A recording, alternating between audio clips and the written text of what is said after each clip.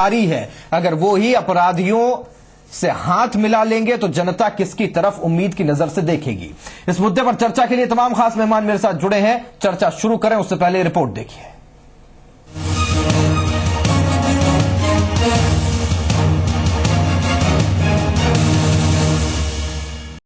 के लिए तमाम खास मेहमान मेरे साथ जुड़े हैं। चर्चा शुरू करें उससे पहले रिपोर्ट देखिए।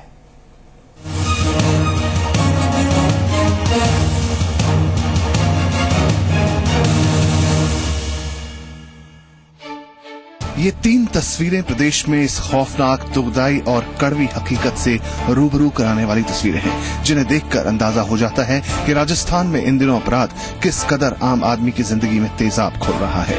अपहरण और बलात्कार जैसे संगीन अपराध ही नहीं, एक महिला की आत्मा तक को छलनी करने वाले तेजाबी हमले तक बिना किसी डर के अंजाम दिए जा रहे हैं। प्रदेश में बढ़ते अपराध और बिगड़ती कानून व्यवस्था के बीच राजस्थान महिला आयोग की अध्यक्ष लाड कुमारी जैन ने एक बात कही है जो सीधे नेताओं और पुलिस को बढ़ते अपराध के लिए जिम्मेदार ठहराती है। राजस्थान महिला आयोग की अध्यक्ष का कहना है कि अपराधियों को पुलिस और राजनेताओं का संरक्षण मिलता है, इसलिए अपराध बढ़ रहा है।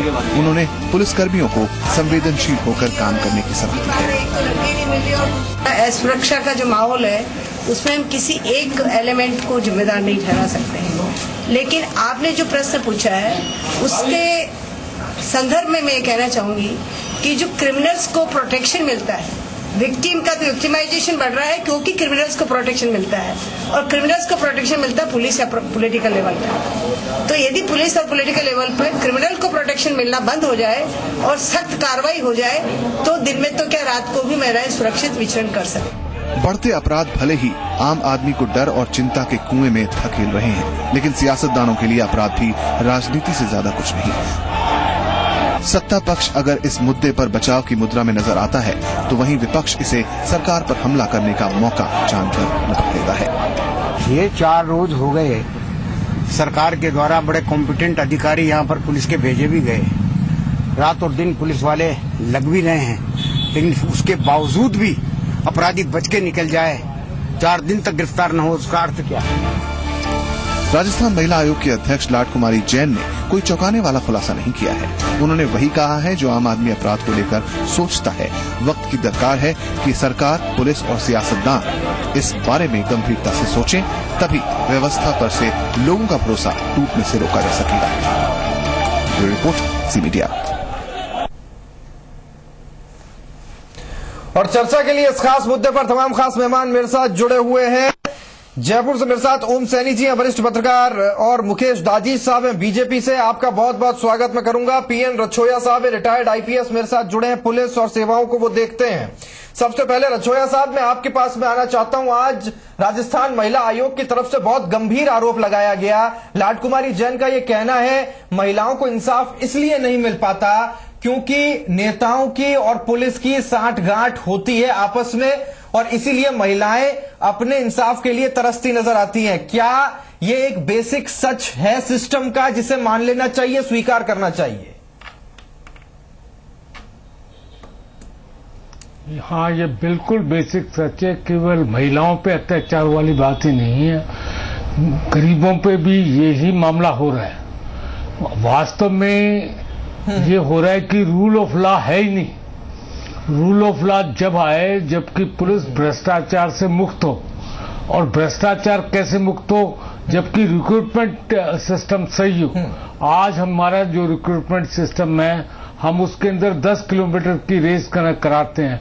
हमें कोई ओलंपिक के रेसर थोड़ी भर्ती करने हैं, हमें सिटीजन पुलिस चाहिए जो कि कंप्यूटर जानते हों, जो कि आम लोगों की दुख दर्द को समझते हों। केवल रेस से ही हम नहीं कर सकते। इसलिए मेरी मान्यता ये है कि भर्ती का सिस्टम बदला जाए और प्रमोशन का सिस्टम बदला जाए, क्योंकि और तीसरा ये है कि जो पुलिस को कंट्रोल करने वाले सेक्रेटरीट में कंसर्न सेक्रेटरी हैं उनके विरुद्ध भी कार्रवाई की जाए। केवल पुलिस की बात करना ये गलत है। पुलिस को कंट्रोल करता है होम डिपार्टमेंट, पुलिस को कंट्रोल करता है होम सेक्रेटरी। तो ये जो सेक्रेटेरिएट में एसी के अंदर बैठे हुए अधिकारी हैं, जिनको 1-1 लाख 1.5 लाख रुपया तनख्वाह मिलती है, वो तो कमरे से बाहर निकलते नहीं और सारी जोर करना पुलिस पे आती है। जहां कहीं भी अत्याचार हो, चाहे महिलाओं पे हो, चाहे अनुसूचित जाति पे हो, चाहे गरीबों पे हो, किसी पे हो, उस कंसर्न डिपार्टमेंट के प्रिंसिपल सेक्रेटरी के खिलाफ भी एक्शन होना चाहिए। वो तो सेक्रेटरीट के अंदर बैठे, क्योंकि गवर्नेंस जो है, जो भी मंत्री हैं, सियासतदार हैं, वो अपने सेक्रेटरीट से कंट्रोल करते हैं और सेक्रेटरी जो है बैठा रहता है एसी कमरे, शनिवार की छुट्टी, एतवार की छुट्टी, 1 लाख रुपए से ज्यादा तनख्वाह, गाड़ी घोड़े। इसलिए पुलिस भी लाचार है। मेरी यह मान्यता है कि सरकार को सेंसिटिव होना पड़ेगा।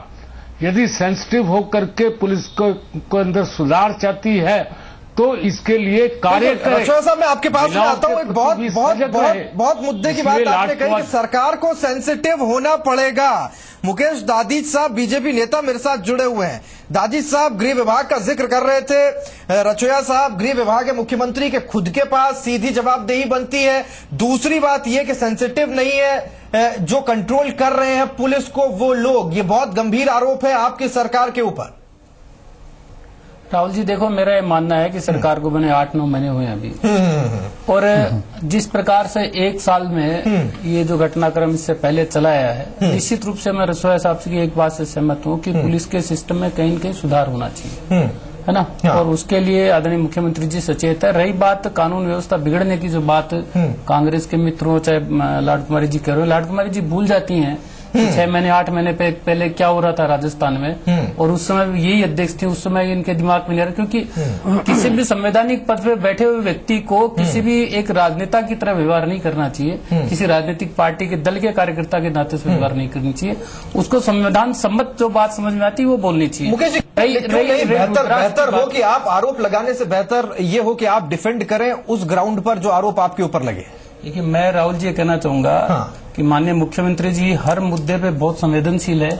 रुद्राक्ष का विषय हो, उन्होंने तुरंत प्रदेश अध्यक्ष जी को और वहाँ के जितने भी हमारे नेता उन सबको कहा, उनके घर आदरणीय अध्यक्ष जी जाके आए, है ना। घटनाक्रम से संवेदनाओं की बात देखे तो मुख्यमंत्री जी बहुत संवेदनशील है इन सारे मुद्दों को लेकर के, और वो स्पेशली खुद इन विषयों पे देख रही है। और अभी भी सरकार का प्रयास है कि रुद्राक्ष के जो भी हत्यारे हैं वो तुरंत। ठीक है, चलिए दिनेश यादव साहब पीसीसी सचिव मेरे साथ जुड़े कोटा से, जरा उनको भी बीच में लाते हैं।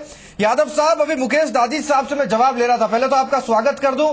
दादीज साहब का कहना यह कि सरकार बहुत सेंसिटिव है इस मुद्दे को लेकर कि महिलाओं के खिलाफ जो अपराध हो रहे हैं, ऐसे मुद्दों को लेकर जो अपराध बढ़ रहे हैं, उन तमाम अपराधों को लेकर सरकार बहुत सेंसिटिव है। क्या आप मानते हैं कि आपकी सरकार सेंसिटिव होने का प्रदर्शन कर पाई है? देखिए राहुल जी, जहां तक सरकार की बात है तो जो वर्तमान में जो भाजपा सरकार है, चाहे वो केंद्र में हो चाहे वो राजस्थान में हो, ये निश्चित रूप से अपराधियों को संरक्षण दे रही है। मैं आपको उदाहरण देना चाहता हूं कुछ। मैं सबसे बड़ा उदाहरण देना चाहता हूं केंद्र में राज्य मंत्री निहाल चंद का, कि निहाल चंद केंद्र में मंत्री बने बैठे हैं और उनको संरक्षण कौन दे रहा है? प्रधानमंत्री नरेंद्र मोदी, जिनके ऊपर बलात्कार का आरोप है। दूसरा मैं आपको राहुल जी, दिनेश जी भूल गए हैं, राहुल निहाल चंद पे जो मुकदमा दर्ज हुआ था वो कांग्रेस राज में थे, इनके मुख्यमंत्री थे उस समय। निहाल चंद जी कुछ नहीं थे, क्यों नहीं कार्रवाई की इन्होंने? आज ये आरोप लगा रहे हैं इस बात का। सरकार के लिए कुछ कहते तो ज्यादा बेहतर होगा। बात कर लेना। मैं दूसरी बात आपको कहना चाहता हूँ। नहीं, मैं तो केवल दिनेश जी आपको बताना चाह रहा हूँ कि निहाल चंद जी पे जब मुकदमा दर्ज हुआ था तब आपकी सरकार थी। एसएचओ को इसलिए धमकाया कि उसने उसके समर्थक के खिलाफ बलात्कार का मुकदमा दर्ज कर लिया था और उसको ट्रांसफर की धमकी दी, उसके ऊपर झूठा मुकदमा दर्ज कराने की धमकी दी भाजपा के विधायक ने, जो अलवर जिले में। दिनेश जी, आपको शायद ध्यान नहीं है, आपके माननीय मंत्री बाबूलाल नागर जी ने उनके खिलाफ शिकायत कराने वाले व्यक्ति को मारने की धमकी दी। आपको याद नहीं है? अपराधी घूम रहे थे लाल बत्ती की गाड़ी में, वो भंवरी देवी साल भर तक घूमती रही मुख्यमंत्री जी के यहाँ। उदाहरण देना चाहता हूँ, आप भूल गए हैं शायद। किस भाजपा के शासन में कुशवाहा, जो कि बसपा से विधायक हैं, लगभग 8-10 महीने से खुलेआम घूम रहे थे, विधानसभा में जा रहे थे, उनको गिरफ्तार नहीं किया गया। मैं आपको उदाहरण देना चाह रहा हूँ। चलिए ठीक है यादव साहब, कोटा ठीक में ठीक, आपने तमाम आरोप अपनी तरफ से लगा दिए, इस पर भी बात होगी और उल्टे आरोप आपके ऊपर दादी जी ने लगा दिए, लेकिन चलिए इस पर भी चर्चा करेंगे। लेकिन ओम सैनी जी को बीच में लाना जरूरी है। सैनी साहब, एक राज्य की महिला आयोग की अध्यक्ष इस तरह की गंभीर टिप्पणी कर दे, उसको गंभीरता से लेने की बजाय ये बात कह देना कि ये राजनीति की इसके अंदर से सुगंध आ रही है, बदबू आ रही है, क्या इसे जायज माना जाना चाहिए? देखिए, कुल मिलाकर के मैं ये पिछले साल भर से देख रहा हूं, जब से चुनाव, विधानसभा के चुनाव का प्रचार प्रारंभ हुआ, ये इस तरीके के आरोप प्रत्यारोप लगाने का और साथ साथ में इस तरह से बंदिश लगाने का कि चूंकि संवैधानिक पद पर है इसलिए सच ना बोलें, सच ना कहें। देखिए, राजस्थान की वर्तमान मुख्यमंत्री पुलिस के इकबाल की बात कर रही थी, उस पर बड़ी चर्चा कर रही थी और बड़ा कह रही थी कि कितना निकम्मा सरकार है जो देख नहीं रही कि महिलाओं के साथ में क्या हो रहा है, किस तरीके से शहर असुरक्षित हो रहे हैं। बहरहाल ये चुनावी बात समझ करके हम भूल सकते हैं, लेकिन अभी जब रुद्राक्ष के साथ में या 3 घटनाएं जो और बताई हैं, जिनके साथ में जब कुछ होता है तो मुख्यमंत्री कहाँ है? गृह मंत्री नियुक्त करने से कौन रोक रहा है उनको? कौन रोक रहा है? गृह मंत्री क्यों नहीं बनाया उन्होंने? साथ साथ में जो कोटा शहर जहां पर कि एसपी नहीं है, पिछले 4-5 महीने से एसपी क्यों नहीं लगाया? ये प्रिंसिपल सेक्रेटरी के लिए बात कर रहे हैं या ये मानते हैं कि जनसंख्या बढ़ रही है? अभी दादी साहब को जवाब है आपके पास? बड़े गंभीर सवाल है ये ओम सैनी जी भी जो पूछ रहे हैं आपसे। देखिए, मैं कहना चाहूंगा कि अभी चुनाव, जब पहला हमारा मंत्रिमंडल का विस्तार हुआ उसके बाद लगातार चुनाव आ गए और अभी वापस माननीय मुख्यमंत्री जी, चाहे मंत्रिमंडल की बात हो चाहे बाकी और विषयों, उनको लेकर के क्रियाशील हैं। मैं मानता हूं कि सरकार अपने अपने मुद्दे पे काम करती है, लेकिन जिस प्रकार का वैश्वीकरण हुआ है, अपराधियों का जिस प्रकार से एक संगठित गिरोह हर जगह सुखा, उसके लिए सरकार, चूंकि ये सारे विषय जो पीएन रछोया ने बताए, मैं उन कई बातों से उनकी सहमत हूं कि पुलिस के रिक्रूटमेंट का विषय हो चाहे बाकी सब विषय हो, जितनी सजगता के साथ पुलिस को उन सारे मुद्दों के लिए बाकी लोगों को काम करना चाहिए, नीचे का तंत्र सक्रिय हो। इसी के लिए माननीय मुख्यमंत्री जी ने जगह जगह जो संभाग वाइज जो कार्यक्रम लिए वो इसी कारण से लिए सारे, कि नीचे का तंत्र कोटा तो हुआ है ना। दादी साहब, इतने सारे मामले सामने आ रहे हैं, आपकी कंसर्न को मैं बड़े गंभीरता के साथ में लेता हूं, लेकिन कंसर्न तब दिखे ना जब कोई एक्शन होता दिखाई दे। एक्शन तो कोई दिखता नहीं। राहुल जी, एक्शन तो दिख ही रहा है ना, सरकार पूरी, चाहे रुद्राक्ष का विषय उसको लेकर के सक्रिय है पुलिस। ठीक है, एक रुद्राक्ष के इंसिडेंट का आपने इंतजार किया, तब जाकर के आपने कोटा का एसपी लगाया। क्या हर जगह कानून व्यवस्था तब बेहतर होगी, तब जाकर के आपकी तरफ से कदम उठाया जाएगा जब कोई इंसिडेंट हो जाएगा, कोई बड़ा काम हो जाएगा? ये सवाल है दादी साहब। राहुल जी, ऐसा कोई विषय नहीं है देश में, राजस्थान में जो भी घटनाक्रम होते हैं, माननीय मुख्यमंत्री जी उस विषय के लिए सबके लिए संवेदनशील है।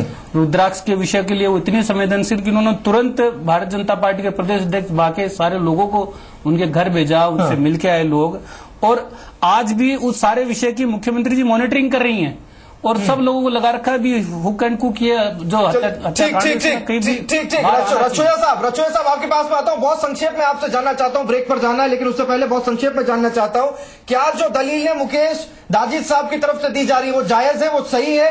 परिवर्तन हो रहे हैं कुछ कानून व्यवस्था में, मजबूरी है सरकार की, वो कुछ कर नहीं पा रही? देखिए, एक क्राइम के 2 रूप होते हैं, एक तो होता है प्रिवेंशन, एक होता है डिटेक्शन।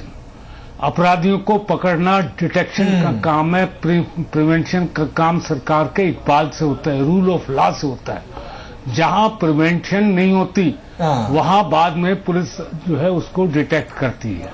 ये 2 सेपरेट इशू है कि मैं कोई राजनीति से संबंध नहीं रख रहा, कौन कहां जा रहा है, किसको भेज रहा है, किसको नहीं भेज रहा।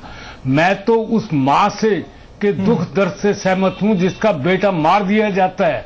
यदि किसी नेता का बेटा मर जाता या अपहरण कांड होकर के और ये इस तरह की वाकयात हो जाती, पूरी राजस्थान पुलिस, क्या पूरे बिल्कुल रछोया साहब, यही सवाल है।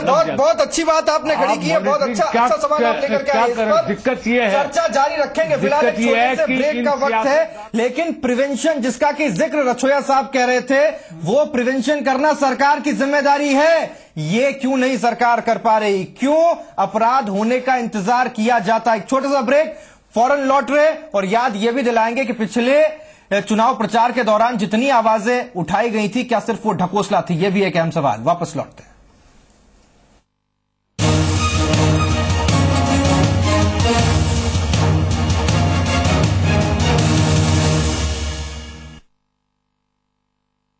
दृष्टि से कमजोर वर्ग का साकार होगा घर का सपना। जयपुर विकास प्राधिकरण राजस्थान टाउनशिप पॉलिसी 2010 के तहत निजी खातेदारी की 84 अनुमोदित योजनाओं में आरक्षित 3,554 भूखंडों में से आर्थिक दृष्टि से कमजोर आय वर्ग को 45 वर्ग मीटर के 1,532 व अल्प आय वर्ग के व्यक्तियों को 45 से 90 वर्ग मीटर के 2022 भूखंड आवंटित किए जाएंगे। आवेदक 2 अक्टूबर से 31 अक्टूबर तक ऑनलाइन या ई मित्र के माध्यम से मात्र 200 रूपए आवेदन शुल्क देकर उपलब्ध भूखंडों में से 5 प्राथमिकताएं तय करते हुए आवेदन कर सकेंगे। भूखंड के लिए प्रशासनिक शुल्क प्रति विकल्प EWS के लिए 10,000 रूपए और LIG के लिए 15,000 रूपए निर्धारित है। अधिक जानकारी के लिए संपर्क करें प्राधिकरण के नागरिक सेवा केंद्र में या देखें जयपुर विकास प्राधिकरण की विभागीय वेबसाइट www.jaipurjta.org। जयपुर विकास प्राधिकरण द्वारा जनहित में प्रसारित। Make this Diwali the happiest ever. Book a Renault Pulse, Duster or Scala at a special price and get amazing offers. बहू हींग डाली या खा? तो कौन सी हींग डाले माँ जी? ऐसी हींग जिसमें हो गजब की खुशबू, गजब का स्वाद। जैसे एवरेस्ट का हिंगराज। शुद्ध खुशबूदार एवरेस्ट का हिंगराज। ये हुई ना बात। खादी की उमंग, युवा जोश के संग खादी ग्रामोद्योग उत्सव 22 अक्टूबर तक 30% तक पाइए विशेष छूट। राजपूत सभा भवन, भगवान दास रोड, जयपुर। 17 अगस्त 2012 जी मीडिया ने किया कोयला घोटाले का पर्दाफाश। 24 सितंबर 2014 सुप्रीम कोर्ट ने जी मीडिया की खबर पर लगाई मुहर। किया 214 कोल ब्लॉक आवंटन रद्द। धमकी और दबाव के बावजूद अडिग रहा जी मीडिया, क्योंकि देश से बढ़कर कुछ नहीं। जी मीडिया, देश का सबसे बड़ा न्यूज नेटवर्क।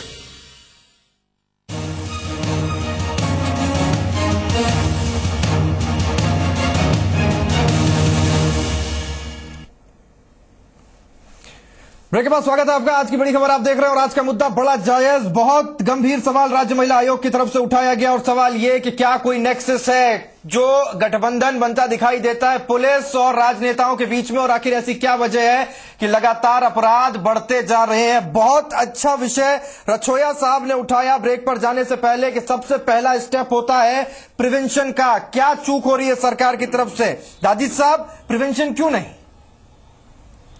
सर, मेरा ये मानना है राहुल जी कि सरकार अपनी ओर से पूरी प्रिवेंशन ले रही है, हर विषय को लेकर के गंभीर है, चाहे पुलिस के सिस्टम को चाहे बाकी सिस्टम को। लेकिन पिछले 5 साल में जो कांग्रेस ने सिस्टम पूरा करप्ट जिस प्रकार से किया, पिछले 6 महीने तो उन्होंने सब कुछ देने में निकाल दिया। जो आया जिसको आया जो ले जाओ सब ये ऐसा एक हल्ला मचा दिया कि उस सारे सिस्टम को ठीक करने में सरकार को टाइम चाहिए। और उस टाइम में बीच बीच में जो चुनाव के फेज है। चलिए जवाब ले लूं मैं इस बात का। दिनेश यादव साहब, फिलहाल जो प्रदेश के कानून व्यवस्था है इसके लिए जिम्मेदार आप हैं, ऐसा कहना है मुकेश दादी साहब का। स्थितियां आपने ऐसी कर दी जिसको सुधारने में बहुत वक्त लगेगा।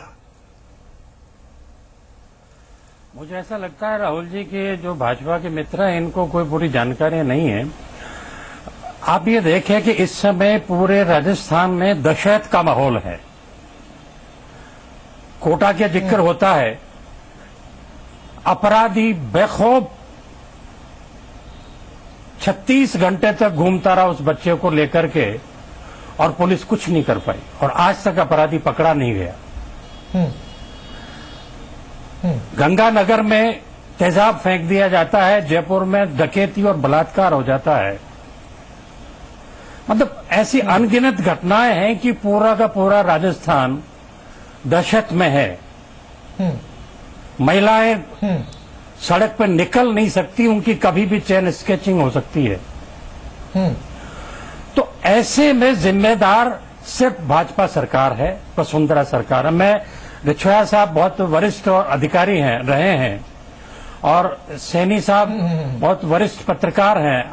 आज मैं निश्चित रूप से चाह रहा हूं कि बहुत सकारात्मक बात होनी चाहिए। देखिए, सरकार का अपना एक निजाम होता है और उस निजाम में अपराधियों को भय होना चाहिए कि हम अपराध करेंगे तो सरकार चलिए ठीक यादव साहब, आपकी बात को मैं समझ गया। जरा सैनी साहब से पूछ लेता हूँ। वसुंधरा राजे और सैनी बीजेपी साहब, क्या सरकार ना कर रही है? सीधे मुख्यमंत्री पर आरोप लगाना सही है कांग्रेस की तरफ से? वहीं से गवर्नेंस में कुछ कमजोरी है, क्या ये समझा जाए? देखिए, निश्चित रूप से मुख्यमंत्री ने मंत्रिमंडल के विस्तार में जो देरी की है उसका नतीजा है कि एक विभाग उन्हीं के पास में है और वो ऐसे मौके पर भी जयपुर शहर में नहीं है, राजधानी में नहीं है और पूरे राजस्थान में तो संभालेगा कौन? ऐसी स्थिति में मंत्रिमंडल का विस्तार होना चाहिए था। फिर साथ साथ में कुछ अपनी प्राथमिकताएं करनी चाहिए थी कि चिकित्सा शिक्षा के साथ में सुरक्षा बहुत महत्वपूर्ण सवाल है जिसके ऊपर गौर करना चाहिए था। अब 1,07,222 लोग राजस्थान के अंदर सुरक्षा का काम देख रहे हैं। 6 करोड़ के लगभग जनसंख्या आगे है, ऐसा भी कुछ है। पुलिस के लिए उन्होंने अच्छा ये कह रहे हैं कि पुलिस डिपार्टमेंट ने कुछ किया नहीं है। मैं कह रहा हूँ कि पिछली सरकार ने तो यूनिवर्सिटी भी खोल दी, सारे कायदे कानून भी बदले, बेहतर बनना चाहिए था, लेकिन हुआ नहीं। तो प्राथमिकताएं तय नहीं कर पा रही सरकार, बिल्कुल, क्योंकि सुरक्षा एक महत्वपूर्ण प्रश्न है जिस पर गौर नहीं किया है। रचोया साहब, आपके पास में आता हूँ, बहुत संक्षेप में आपकी टिप्पणी चाहूंगा, ये आखिरी टिप्पणी होगी, लेकिन सबसे महत्वपूर्ण, क्या प्राथमिकताएं सरकार तय नहीं कर पा रही? करना क्या है ये कोई क्लियर नहीं है, उनके माइंड में विजन नहीं है। राहुल साहब, पहले तो आपने ये कहा कि सियासतदार और पुलिस में गठबंधन है। मैं कहता हूँ सियासतदार, पुलिस और भू माफिया, शराब माफिया, इनमें गठबंधन हो गया है। इसलिए जो है पुलिस ऐसा तंत्र है जो मजबूत है। यदि घोड़ा मजबूत हो और उसके ऊपर घुड़सवार सोता रहे, कमजोर हो, तो घोड़े को कैसे चलाएगा भाई? आप पुलिस तंत्र बड़ा मजबूत तंत्र है, परंतु घुड़सवार ऐसे हैं जो सो रहे हैं, चाहे वो कांग्रेस के हों, चाहे बीजेपी के हों, चाहे कांग्रेस। मुझे पॉलिटिक्स से कोई मतलब नहीं। मुझे मतलब है कि आम जनता का आदमी आज मेरे घर में, आपके घर में, किस सैनी साहब के घर में या किसी के घर में कोई बच्चा या बेटी रात को लेट आती है तो माँ बाप उसको ये कहने लगे, बेटा टाइम से आया कर, समय खराब है। ऐसी दहशत को पूरे राज्य में फैल चुकी है। ये वास्तविकता है और मैं लाड कुमारी जैन जी को धन्यवाद अर्पित करता हूं। लोग संविधान की बात करते हैं, संविधान में कहां लिखा है कि आप कहना झूठ बोलो? कहीं नहीं लिखा। संविधान कहता है बिल्कुल रचोया साहब, झूठ बोलना कहाँ, सच बोलना कहाँ गलत है, ये संविधान में कहाँ लिखा है? रचोया साहब, बहुत शुक्रिया, आप स्टूडियो में आए, आपने हम तक ये बात पहुंचाई, बहुत महत्वपूर्ण आपका कमेंट था। ओम सैनी जी आपका शुक्रिया, मुकेश दाजित साहब आपका शुक्रिया, रचोया साहब आपका शुक्रिया मैंने किया, और दिनेश यादव साहब आपका भी बहुत बहुत शुक्रिया। बहुत अहम बात रचोया साहब ने यहां पर कही कि अगर घोड़ा कितना भी मजबूत हो, घुड़सवार कमजोर है तो कैसे स्थितियां बदल सकती हैं। अब घुड़सवार को सोचना है कि परिस्थितियां कैसे बदले, क्योंकि सच बोलना कोई गुनाह नहीं होता। इसे राजनीति से नहीं जोड़ना चाहिए। आज की बड़ी खबर में इतना ही। नमस्कार।